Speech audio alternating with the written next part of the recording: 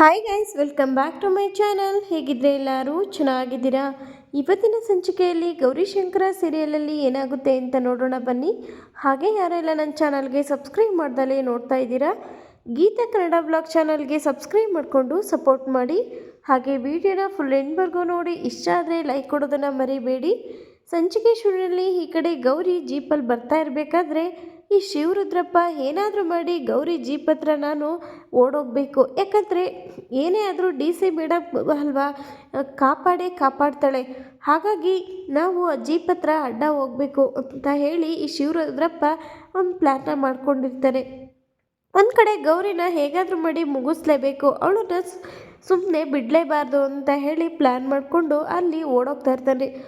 ಆಗ ಈ ಗೌರಿ ಇದ್ದವಳು, ಪೊಲೀಸರೇ ಸ್ವಲ್ಪ ಜೀಪ್ನ ನಿಲ್ಲಿಸಿ, ಯಾರು ಹೆಂಗಸರನ್ನ ಅಲ್ಲಿ ಓಡಿಸ್ಕೊಂಡು ಹೋಗ್ತಾ ಇದ್ದಾರೆ ಕೇಡಿಗಳು, ಒಂದು ಸ್ವಲ್ಪ ಅವ್ರನ್ನ ಕಾಪಾಡೋಣ, ನಿಲ್ಲಿಸಿ ಜೀಪ್ನ ಅಂತ ಹೇಳಿ ಈ ಕಡೆ ಗೌರಿ ಹೇಳ್ತಾಳೆ. ಪೊಲೀಸವರು ಕೂಡ ಸರಿ ಆಯಿತು ಮೇಡಮ್ ಅಂತ ಹೇಳಿ ಜೀಪ್ನ ನಿಲ್ಲಿಸ್ತಾರೆ. ನಿಲ್ಲಿಸಿದ ತಕ್ಷಣವೇ ಗೌರಿ ಇದ್ದಳು, ನೀವು ಈ ಕಡೆ ಹೋಗಿ, ನಾವು ಈ ಕಡೆಯಿಂದ ಹೋಗ್ತೀವಿ, ಆಗ ಅವರನ್ನ ಹಿಡಿಬೋದು ಮತ್ತು ಆ ಹೆಂಗಸನ್ನ ಕಾಪಾಡ್ಬೋದು ಅಂತ ಹೇಳಿ ಗೌರಿ ಹೇಳ್ತಾ ಇರ್ತಾಳೆ. ಇನ್ನು ಆ ಶಿವರುದ್ರಪ್ಪ ಮುಖ ಎಲ್ಲ ಮುಚ್ಕೊಂಡು ಓಡೋಗ್ತಿರ್ತಾನೆ. ಆದರೆ ಗೌರಿ ಇದ್ದವಳು, ಪಾಪ ಯಾರೋ ಹೆಂಗಸನ್ನ ಈ ರೌಡಿಗಳು ಈ ಥರ ಒಟ್ಟಾಡ್ಸ್ಕೊಂಡು ಹೋಗ್ತಾ ಇದ್ದಾರಲ್ಲ, ಏನಾದರೂ ಮಾಡಿ ನಾನು ಕಾಪಾಡಲೇಬೇಕು ಅಂತ ಹೇಳಿ ಗೌರಿ ಒಂದು ಕಡೆ ಹೋಗ್ತಾಳೆ. ಇನ್ನು ಜೀಪ್ ಹತ್ರ ಕೆಳಗಡೆ ಕೂತ್ಕೊಳ್ತಾನೆ ಬೇಕು ಅಂತಾನೆ, ಯಾಕಂದರೆ ಗೌರಿನ ಮುಗಿಸ್ಲೇಬೇಕು ಅಂತ ಪ್ಲ್ಯಾನ್ ಮಾಡ್ಕೊಂಡಿರ್ತಾನಲ್ಲ, ಹಾಗಾಗಿ ಬೇಕು ಅಂತಾನೆ ಗೌರಿನ ನೋಡಿ ಕೂತ್ಕೊಳ್ತಾನೆ. ಆಗ ಗೌರಿ ಇದ್ದಳು, ಏನು ಭಯ ಪಡಬೇಡಿ ಅಮ್ಮ, ಈಗ ನಾನು ನಿಮ್ಮ ಜೊತೆ ಇದ್ದೀನಿ, ನೀವು ಆ ಕೇಡಿಗಳಿಗೆ ಭಯ ಪಡೋ ಅವಶ್ಯಕತೆ ಇಲ್ಲ ಅಂತ ಹೇಳಿ ಸಮಾಧಾನ ಮಾಡ್ತಾ ಇರಬೇಕಾದ್ರೆ ಆ ಶಿವರುದ್ರಪ್ಪ ಗೌರಿ ಮುಖ ನೋಡಿದ ತಕ್ಷಣವೇ ಗೌರಿಗೆ ಫುಲ್ ಶಾಕ್ ಅಂತಲೇ ಹೇಳ್ಬೋದು. ಗೌರಿ, ನಾನೇ ಇದನ್ನು ಮಾಡಿದ್ದು ಬೇಕು ಅಂತಲೇ, ನಿನ್ನನ್ನು ಯಾರು ಕೂಡ ಕಾಪಾಡೋದಕ್ಕೆ ಆಗಲ್ಲ, ನಿನ್ನ ಕತೆನ ನಾನು ಇಲ್ಲಿಗೆ ಮುಗಿಸ್ತೀನಿ ಇವತ್ತು ಅಂತ ಹೇಳಿ ಬೆದರಿಕೆ ಆಗ್ತಾ ಇರ್ತಾರೆ. ಗೌರಿ ಇದ್ದಳು, ನೀನು ಏನು ಮಾಡ್ತಾಯಿದ್ದೀಯ ಅಂತ ಅರ್ಥ ಆಗ್ತಿದೆಯಾ ನಿನಗೆ? ನನಗೆ ಯಾಕೆ ಈ ಥರ ಮಾಡ್ತಾಯಿದ್ದೀಯಾ? ನೀನು ಈ ಥರ ವೇಷ ಹಾಕ್ಕೊಂಡು ಈ ಥರ ಓಡಿ ಬಂದಿದ್ದು ನೀನು ಅಂತ ಮೊದಲೇ ಗೊತ್ತಾಗಿದ್ದರೆ ನಾನು ನಿನಗೆ ಬರ್ತಾನೆ ಇರಲಿಲ್ಲ ಅಂತ ಹೇಳಿ ಗೌರಿ ಹೇಳಿದಾಗ, ನೀನು ಜಾಸ್ತಿ ಮಾತಾಡ್ಬೇಡ, ನಿನ್ನ ಕತೆನ ಇವತ್ತು ಮುಗಿಸ್ತೀನಿ, ತತರಲ್ಲ ಇಲ್ಲಿ ಮಾಸ್ಕ್ ಹಾಕ್ರಲ್ಲ ಅಂತ ಹೇಳಿ ಆ ಕೇಡಿಗಳನ್ನ ಕರೆದ್ಬಿಟ್ಟು ಗೌರಿ ಮುಖಕ್ಕೆ ಫುಲ್ ಬಟ್ಟೆನ ಹಾಕ್ತಾನೆ.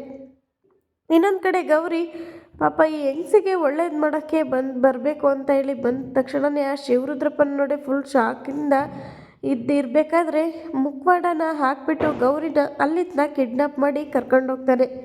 ಇನ್ನು ಈ ಕಡೆ ಭುವಿ ಇದ್ದವಳು, ಅಮ್ಮ ನೀನು ಆ ಮನೆಯಿಂದ ನನ್ನನ್ನು ಏನು ಕರ್ಕೊಂಡು ಬಂದೆ, ನಾನು ತುಂಬಾ ಖುಷಿಯಾಗಿದ್ದೆ, ನಾವು ಅಲ್ಲೇ ಇರ್ಬೋದಿತ್ತಲ್ವಮ್ಮ, ಅದರಲ್ಲೂ ಡೇವಿಲ್ ಅಂಕಲ್ಲು ಹಾಗೆ ನಿನ್ನ ಜೊತೆ ಇದ್ದರೆ ನನಗೆ ತುಂಬಾ ಖುಷಿಯಾಗುತ್ತೆ ಅಂತ ಹೇಳಿ ಭುವಿ ಹೇಳಬೇಕಾದ್ರೆ ಗೌರಿಗೆ ತುಂಬಾ ಸಂಕಟ ಆಗ್ತಾ ಇರುತ್ತೆ.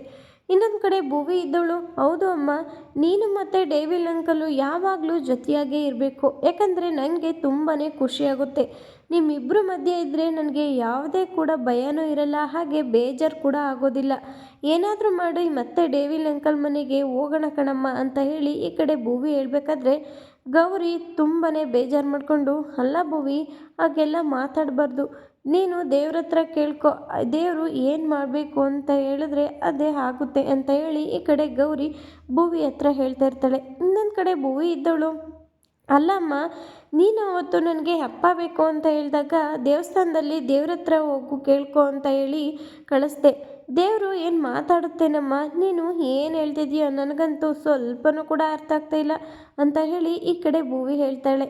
ಇನ್ನೊಂದು ಕಡೆ ಗೌರಿ ಇದ್ದಳು, ಭುವಿ ಹಾಗೆಲ್ಲ ಮಾತಾಡಬಾರ್ದು ಕಣಮ್ಮ, ಆಗಾಗ ಏನಾಗಬೇಕು ಅಂತ ಇರುತ್ತೆ ಅದು ಹಾಗೇ ಆಗುತ್ತೆ, ಯಾರಿಂದನೂ ಕೂಡ ಅದನ್ನು ತಪ್ಪಿಸೋದಕ್ಕೆ ಆಗಲ್ಲ, ಆ ದೇವ್ರಿಚ್ಛೆ ಇದ್ದರೆ ನಾವು ಡೇವಿಲ್ ಅಂಕಲ್ ಹತ್ರ ಹೋಗ್ಬೋದು ಅಂತ ಹೇಳಿ ಈ ಕಡೆ ಗೌರಿ ತುಂಬಾ ಬೇಜಾರದಿಂದ ಹೇಳ್ತಾ ಇರ್ತಾಳೆ. ಭುವಿ ಇದ್ದವಳು, ಸರಿ ಅಮ್ಮ, ನಾನು ದೇವ್ರ ಹತ್ರ ಬೇಡ್ಕೊಳ್ತೀನಿ, ಆದಷ್ಟು ಬೇಗ ನಾವು ಡೇವಿಲ್ ಅಂಕಲ್ ಮನೆಗೆ ಮತ್ತೆ ವಾಪಸ್ ಹೋಗಲಿ ಅಂತ ಆ ದೇವ್ರ ಹತ್ರ ಕೇಳ್ಕೊಳ್ತೀನಿ ಅಂತ ಹೇಳಿ ಭುವಿ ಹೇಳ್ತಾಳೆ.